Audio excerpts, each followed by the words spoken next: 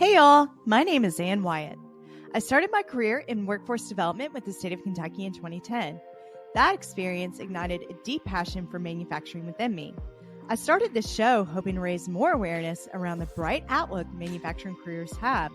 Join me as I sit down with some of the manufacturing industry's most successful changemakers and learn how they're partnering people with technology. It's time to give people more meaningful work. This is Workforce 4.0.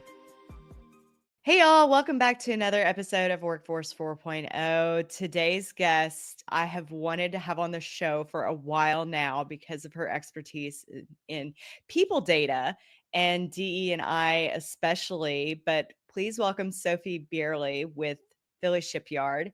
She's here today. She's going to talk a lot more about herself, her career journey, people data, what that means, and the importance of diversity and inclusion in employment and especially in manufacturing. Sophie, please introduce yourself. Welcome to the show. It's great to have you.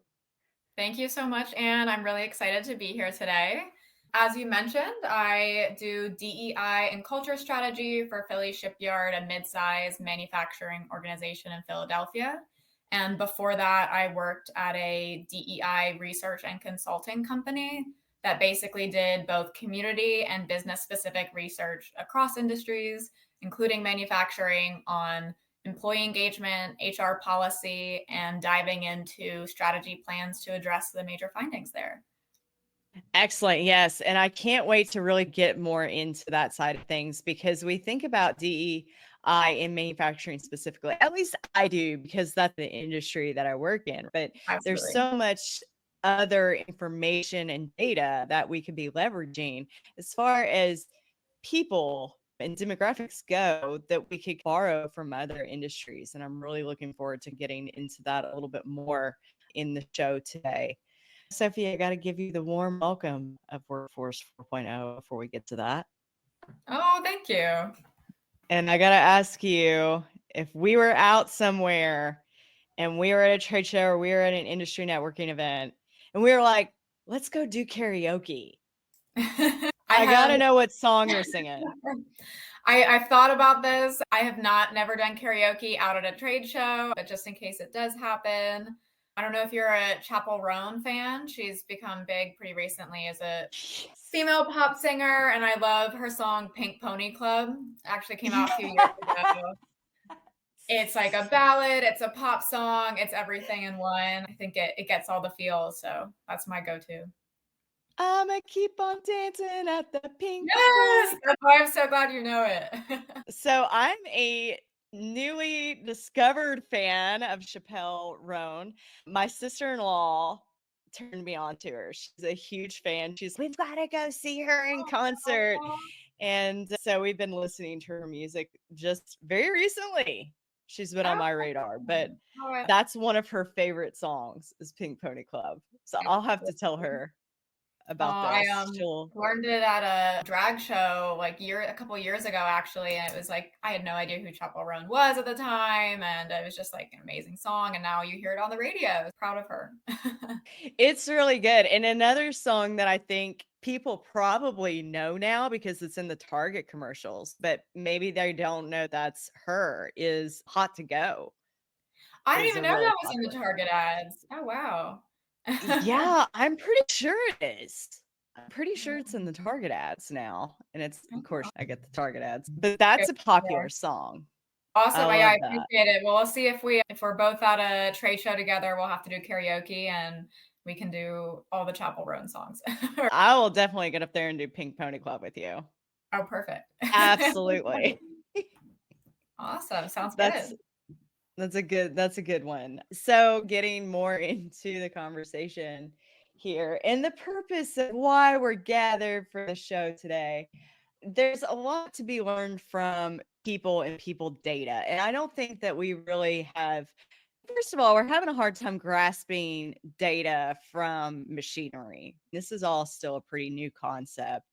But people data and people analytics, that's somewhat been around for a while, but it really is becoming the new wave in utilizing and leveraging that data to better serve our workforce? And in your experience working with people data, what do you think it says about improving the workforce? Do you think there's any telltale signs, or are there any indications that you look for when you're analyzing people data?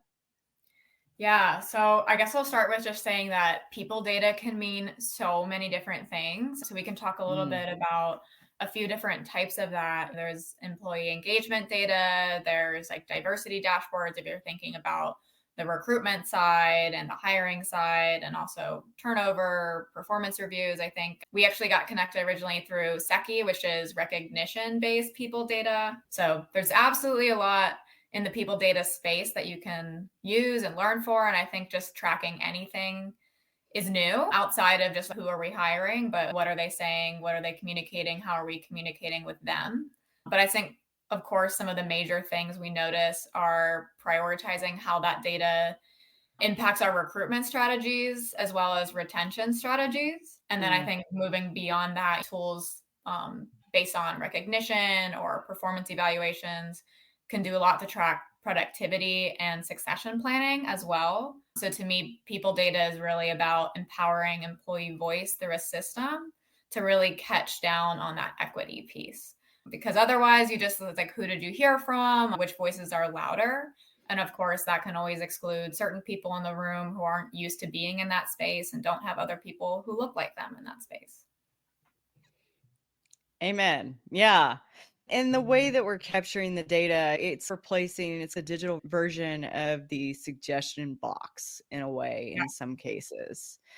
But data can tell you a lot about your employees in different ways than maybe the suggestion box idea would. It can also teach you more about yourself, I think, and really using data as a tool for self evolution is absolutely. powerful.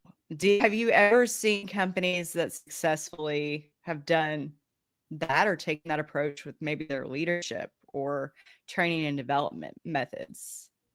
Yeah, absolutely. When I've done employee engagement data across companies, I think one of the key things that we always look at is supervisor support and leadership perception, because I think so often we see the old style of a performance review that is just top down and does your boss know how well you're treating everyone below you? Not necessarily, because they might not have those interactions.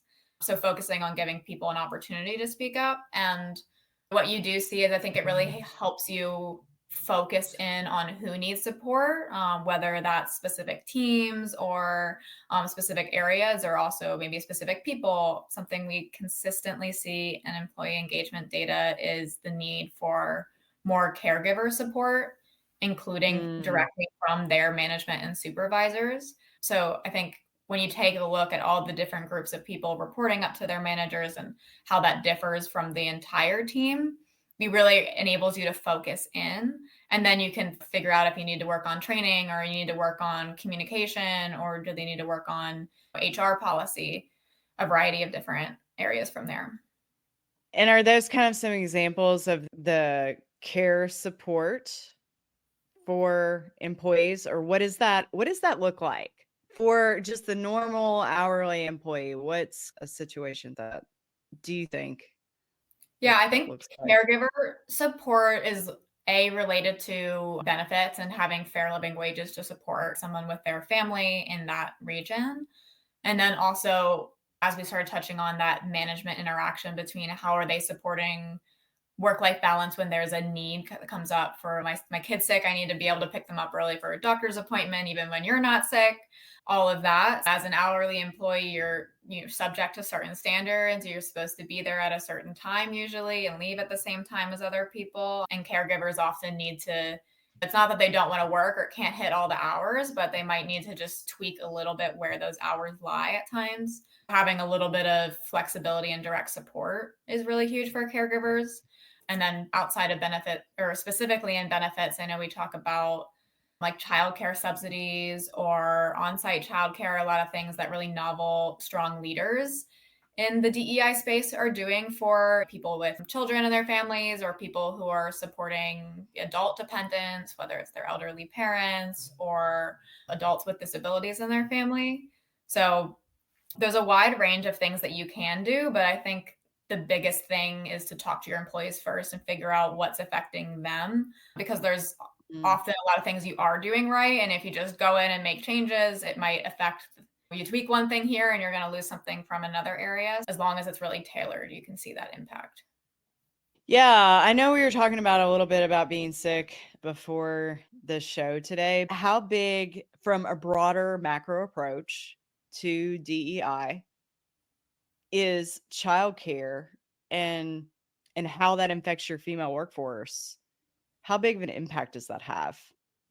Yeah, it's huge. I don't have exact numbers, but when we think about single mothers and single parents, one of the things that always comes to mind is that they have some of the highest rates of poverty of all other groups across demographic areas when you look at census data, just showing that especially single moms supporting one person, you have so many more expenses under the single income and just the lack of flexibility. No surprise, it's really hard, or people have to end up taking a part-time job often in order to balance all the needs of supporting their family and still having an income, being able to get to work.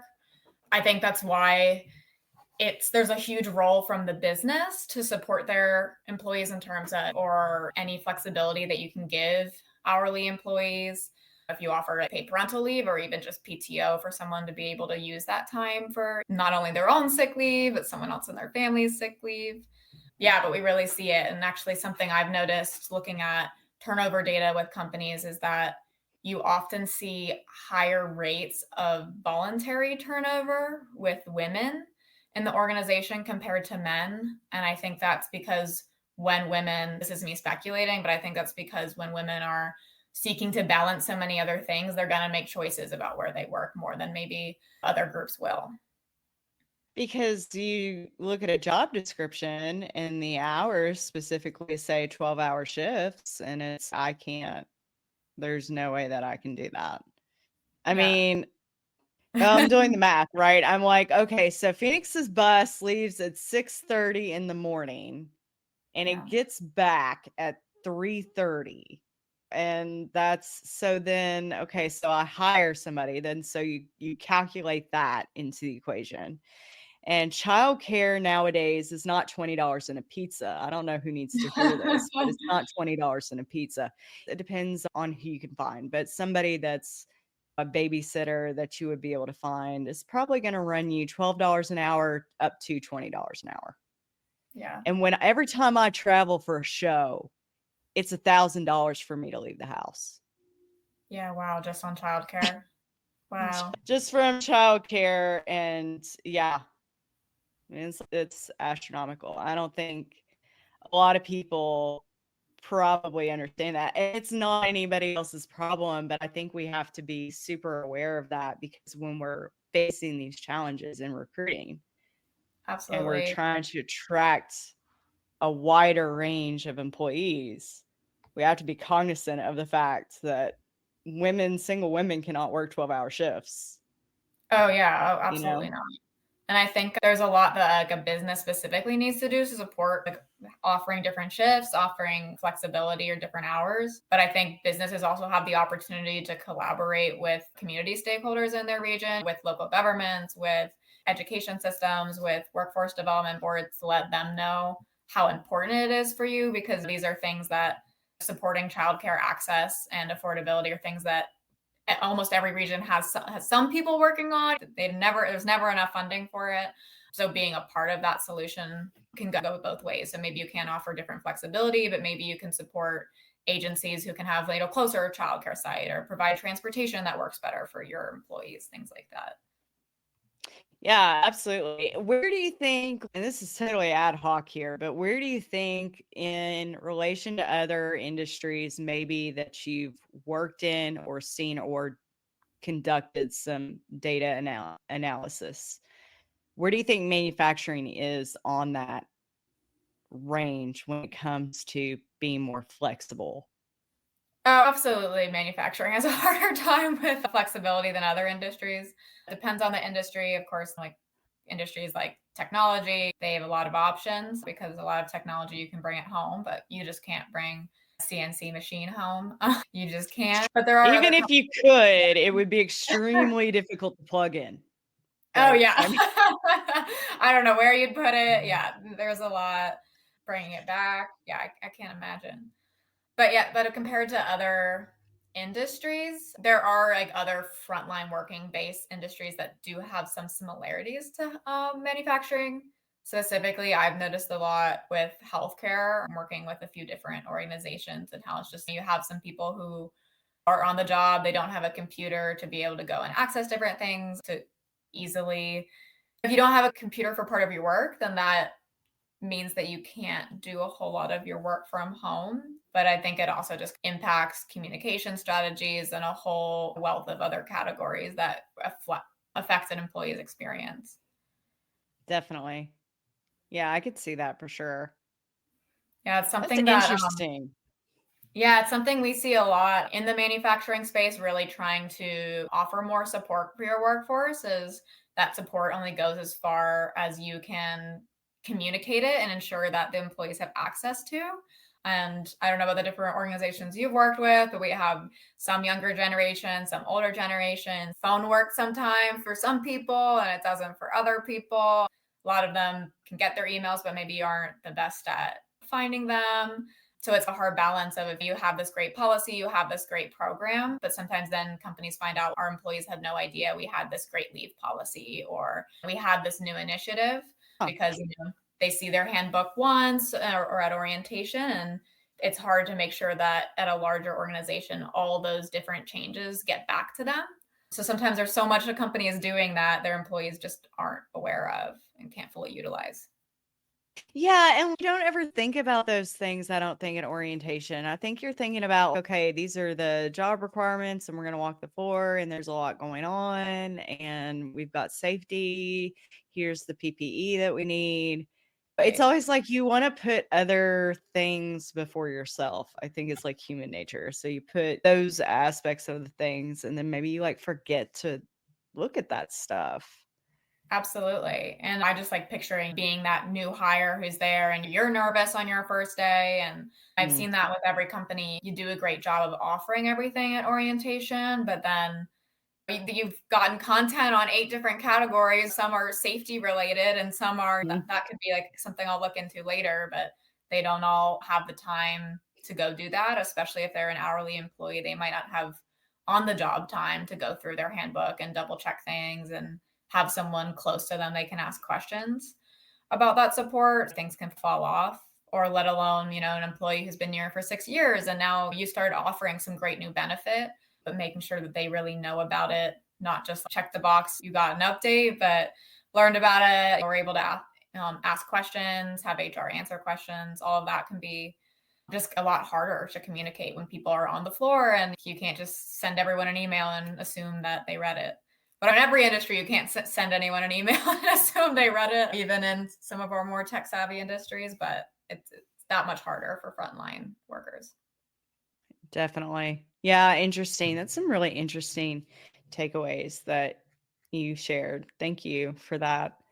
When it comes to recruiting, if we switch gears a little bit and still focus on some of the other industries that you've maybe touched or worked in previously, are there any key alignments between those industries and the manufacturing industries when it comes to recruiting and retention of employees?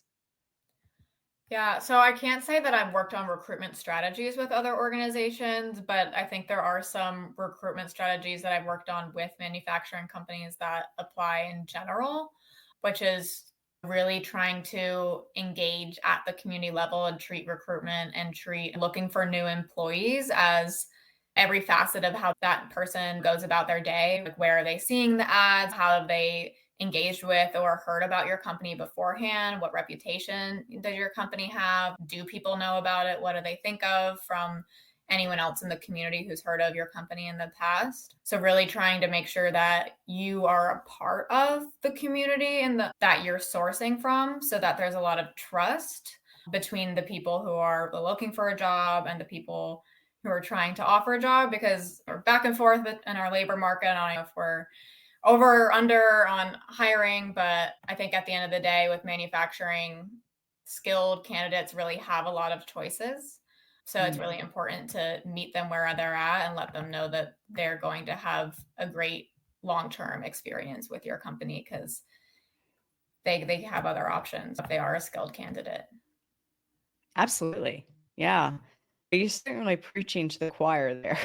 That stuff. And so, of course, there's like the classic argument people don't want to work and all of that. They do want to work, but they want some long term career assurance, right? Yeah, absolutely. I think at least in our industry, there's so many jobs that are so demanding that you're not coming to work if you don't want to do that. You know what I mean? It's not like you're like coming into work to hide in a corner, sit and relax. So my job is mostly on a computer. That's so much easier to get by compared to lifting heavy equipment. If you're indoors and outdoors and weather conditions, you have to be highly motivated to be there. Absolutely. Yeah. And I think with the employment gap that we're facing right now, it's so important to be able to bring more folks into our fold. You know what I mean? Into that community. And not only getting the word out on long-term opportunities or what the company benefits are, all of that good stuff, but also on things that kind of speak to other demographics of people. I know we were just talking about women, but minorities, other demographics of people, it's so important to embrace them and bring them into our sector, I think, for not only the industry, but for the business, for the product, different things like that. But I got to know, DEI has been such a hot topic the past couple of years. From your point of view, why is that important? What do you think is the biggest value of having a more diverse, equitable, inclusive workforce that people can really get away from this conversation today? Yeah, I know what you mean. I think it can be very polarizing how it's been brought into a political topic, even though the goal is we understand there's so many different people out there and they have different needs to be supported. And a lot of companies have been struggling with lately. I've seen do we keep this up or do we back off right now amidst the election and how relevant DEI is? But there's a lot of really great companies that are staying the course and keeping at it. And I think it's because they understand how, yes, it impacts recruiting. People want to work somewhere now, especially younger generations, where they can see themselves, they can see their friends, and they know that they're going to fit into the bigger picture at a company. But also on that retention side, like people leave when they're not supported. The top reason that people leave jobs is always from lack of management support or lack of work culture, way more than it is for pay, which is some of the common misconceptions around retention strategies. But when we have different groups in that same space, sorry, I'm blanking up a little bit there. So we can edit that out. But I think I really wanted to hit on the focus of retention there. And especially because not only when people are supported, whether or not they leave, but it's how they bring themselves to work on a given day. So it's that productivity piece, the creativity piece, and innovation. So are people coming up and doing a job, 8 and skate, or if you're a 12-hour shift, you don't even have that option. But anyway, you can be at a job or you can really contribute to a job. And when you have people who feel like they belong, who know that their voice is heard and that their contributions matter, they're speaking up, they're solving problems, they're giving back to the organization's business goals. And that just doesn't happen when people have to hide who they are or don't feel like it's a safe space to speak. Absolutely.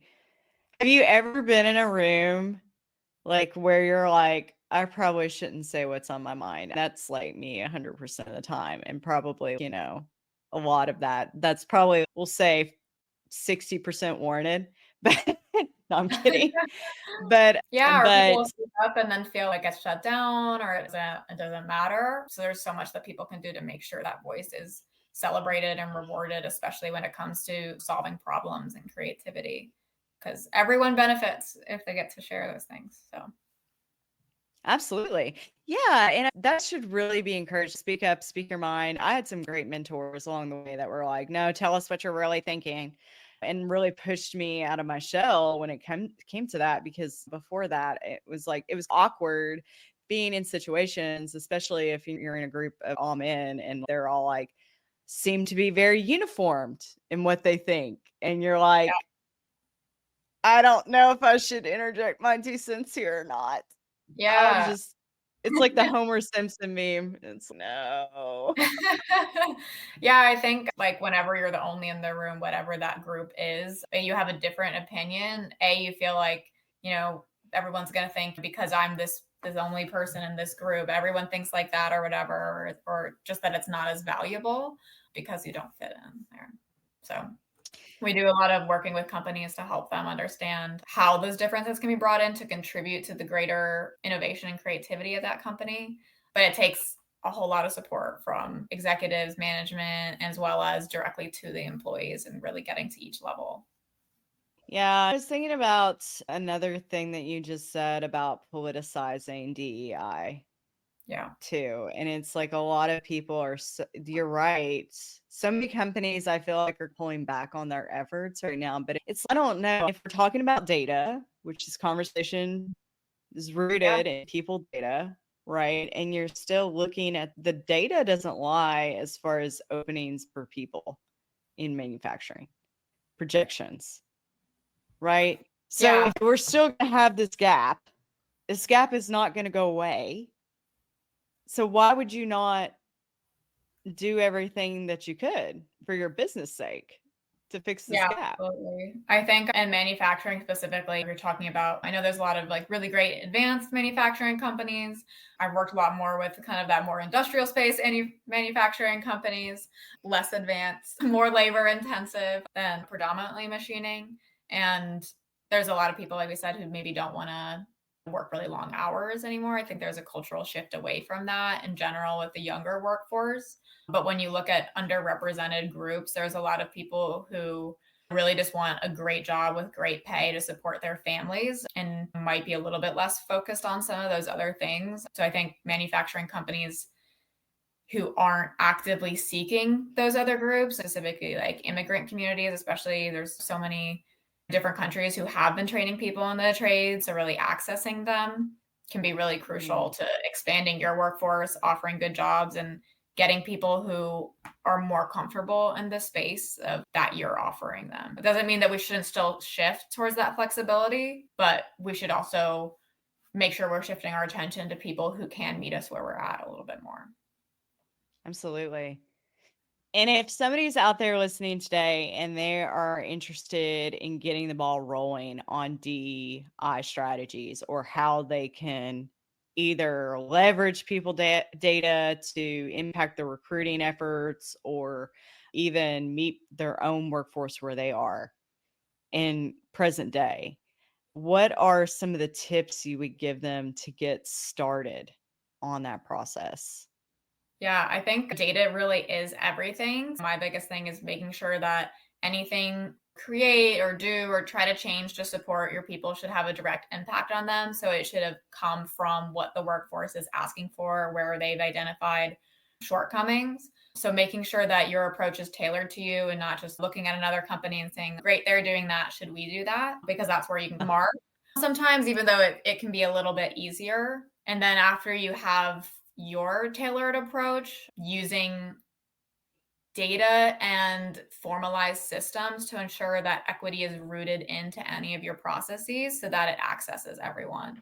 And then also so that everyone is accountable to that system. I think there's a lot of initiatives or companies who want to do well. And so they start doing like making a change or offering some new support. But having it really formalized is what makes sure that all employees have access to it. And comes down to that communication piece. Does everyone know about it? Does each work area know about it? Does each position level know about it? Because then you'll start to see maybe you have X representation of women or whatever group in your company as a whole, but you might have so much more representation in a certain area of your company, which may often you see minorities and underrepresented groups have higher representation in the lower paying jobs, even if they have low representation as a whole in that company. So making sure that it's formalized can help that it's going back to everyone and not just those loudest voices or those who have the easiest access. And I think that also just comes down to this transparency of being really transparent with your employees, what you're offering and what you can and can't offer. Because especially if you asking your employees, you want to hear from them, tell us what you need, what's going on, what can be better. There's going to be things that they want or ask for that you can't deliver on, but being able to be transparent and open with them allows them to go back on that journey with you, because yes, they're not going to be like, okay, great, I'm not getting a pay raise or whatever it is that they're asking for that you can't deliver on right now. At least they know that they were heard and that you looked at it, considered it, and you're yes, doing this and not doing that, and when you can revisit things as well. Yeah, I love that.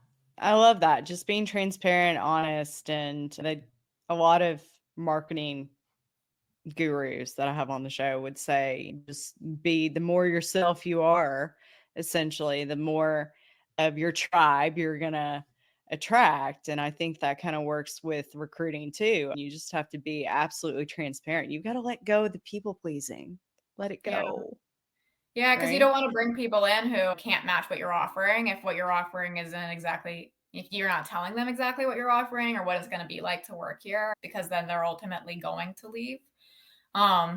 Yeah, so we've found you have to be honest with them. You have to show them what it's going to be like, and you let them know how you'll support them and let them know what you do want to improve in time, but also like what you don't see going away for a while too, if it comes down to schedules or whatever means the most to those people.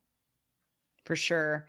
As far as like communication and maybe being transparent and all these things that you're mentioning on getting started, are there any tools that you recommend for that? Or do you just like, if I wanted to do that, how would I go about doing that? Would I we used to do survey monkeys back in the day. You remember those? Do I Yeah. create something like that? Or what's like the best tool? I guess for employee engagement, there's a variety of tools, and there's employees who offer like specialized programs and they can do the analysis for you. If you have data analysts in-house, you can even use something as simple as SurveyMonkey to ask different questions and then break down how do different groups respond, what were the rates. So there's a lot you can do for free or not for free based on what your specific cost point is. But yeah, I think using surveys and asking people and then having data analysts to measure that. But as far as communication, we find we're really focused on both the ground level communication and then also the more like technological ideal method of communication. So I've talked with a lot of other frontline companies who deal with how do we just make sure our union employees know about it? We offer this great new program, and the last thing you want to hear is, oh, I had no idea and I had a need for that and I didn't access it, and they're frustrated and leave, or they're just frustrated in general. And we really do everything down from walking around and putting up flyers and posters to utilizing management to communicate regularly on the job when there's new announcements to those like TV programs and emails. And I think you just have to over communicate and try to hit it from all channels, or somebody's not going to get their email or didn't see this flyer or their manager forgot that day. So as annoying as it is and it's not streamlined as it is, just sending it from as many options as you can. I'm going to shamelessly plug because I really do the product because I like the texting feature. I'm a big texter, and in recruiting, when I'm sourcing candidates, I don't hardly even email anymore. I don't call anyone. I just text them and they like text me right back. It's so crazy. But Seki has that texting feature in it. And I'm like, texting, because it's just like instant. And I get immediate responses. I don't use that for recruiting, but if I had a need for employee engagement, I think that would be a good option. Absolutely. It's such an easy thing to do. Do you text? Are you a texter? I'm a texter though. See? Yes, I do. And I think you do find that like everyone knows how to text, even though maybe not everyone knows how to like send an email or find their email out from their phone. Maybe they know it on their computer, but not on their phone, but like everyone knows how to text. So yeah, I love Seki is one organization that has a recognition tool and employee engagement tool that goes right back to the employee, and you don't have to wonder. There's certain things that you want to text employees about and there's certain things where we use a lot of like safety alerts and things like that over text. So Oh, if we text too yeah. much, then you're like, make sure you see the important ones also. To make sure they're always looking. But I have found that's the most effective way to communicate, but it has to be used properly at the right times. Yeah, everybody's big on that texting. I don't know. It's crazy. That's a recruitment tip. If anybody is out there listening that's like actively recruiting jobs right now, text them. Do not call them. Do not email them. Text them. Yeah, I think the younger generation is often just they're not as comfortable like with those in-person interactions because they've had such like a virtual experience. So having to do like a phone call or something is a much more intimidating and less normal and routine for that Gen Z workforce than just a text. You can answer it on your own time and no one's looking at your face or watching. You can say exactly what you want to say. There's a lot of benefits. Well, it's just so quick. You just and then it's okay. I can go back to what I was focused on. That's what I like. I don't know. So I think text is definitely a huge thing. But I've got one more question for you if you have time for that. Okay. In 2030, we're almost to 2025, which is 5 years away. Yeah. For those that need to hear it, we're almost to 2025. Yeah. But when it comes to the workforce and how we're changing in manufacturing and being more innovative, what are some of your predictions for over the next 5 years and how we value our workforce? And what are you hoping comes true? Yeah, I think we hear so much how there was a culture and work culture shift with the pandemic, with especially so many organizations who did, go virtual or hybrid during that time. Some manufacturers may have for their engineers or their office staff, but obviously most did not for their on-site hourly production staff. But I do think that you just continue to see this importance that came out of COVID for flexibility. And I think that's not going away. So yes, you do see a lot of companies bringing people back into the office or expecting you to be there most of the time. But we continue to have a pushback from employees of, yeah, I don't need to be home 100% of the time because I can't do my job at home. But they do want to be home one day a week or be able to take a half day sometimes or have a doctor's appointment one day if they can log on from their computer and do some things from home or have that flexibility. That's huge.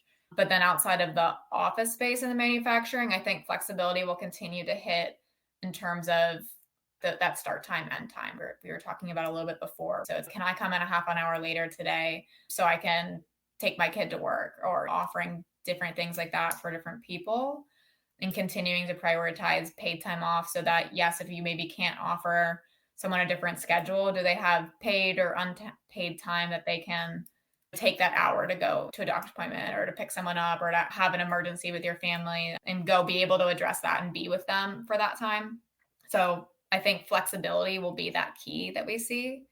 And I think the other thing that you see a lot in the talent side is this loyalty shift. I think, especially in manufacturing, we've had a culture of, we've had a lot of long-term employees who are really loyal to their company and they're there through the great times and the hard times. And whether or not they're offered everything that is the dream for employment, they feel the connection of what they have received, that loyalty. But I think more and more we're seeing younger generations looking for the loyalty from the company, almost like the reverse of that. So it's more, I'm going to be here every day. Like, you owe me those benefits. You owe me that flexibility or the professional development opportunities. They want a company who's going to be loyal to them long-term more than they're willing to offer being loyal long-term without seeing those ongoing interactions and benefits. What do you think is going to build loyalty back between companies and people? Or do you think have we like crossed that bridge, like between the young generations and manufacturing? I wonder. This is the kind of stuff I stay up thinking about. Yeah. Oh, absolutely. I think like some of the biggest things that we see employees looking for are just general management support. Again, people leave if their management's not there for them. Having someone who supports you or having the ability to speak up about it and resolve that if someone isn't supporting you. And then I think flexibility. So if you are saying, yeah, you can go pick up your kid every Tuesday, Thursday at this time, like that does mean a lot, because that's something you can't get at any job. So I think loyalty comes from, or building back that loyalty for the employee comes from standing out across your industry peers and really seeing people as the people that they are, who have work life to balance, and meeting them where they're at. Otherwise, if you can go somewhere where you can take care of your family, take care of your own needs, and go to work, that's just a better, people don't feel like they have a choice often. It's just like the only choice is to go where they have that. I love that. That's true. Yeah. That's amazing. Thank you, Sophie. I appreciate that answer. That, I think you're onto something there for sure. Yeah, it's the whole other thing to ensure you offer flexibility in the ways that meet both your business goals and your employees' goals, having it forefront, communicating it with them, and communicating back to them what you can or can't do and when is the steps you can take until you can get to your dream goal, the dream flexibility you want to offer everyone. For sure. For those that are listening to the episode today that want to connect with you, maybe they're interested in learning more about Philly Shipyard. Yeah. Listeners, how can they get in touch with you? What is your best point of contact?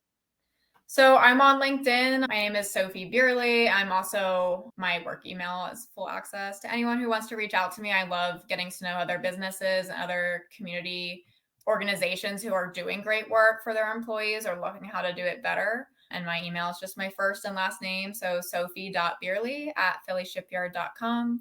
And I'm sure you'll spell my last name in the description because it's B-E-B-I-E. No, I'm going to misspell my last name, so no one else is going to stand a chance.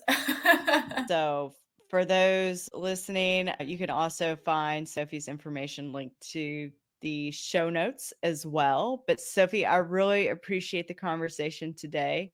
And for everyone else out there in the Workforce 4.0 community, thank you so much for listening and your support. If you have a minute, just feel free to give our little show here a review.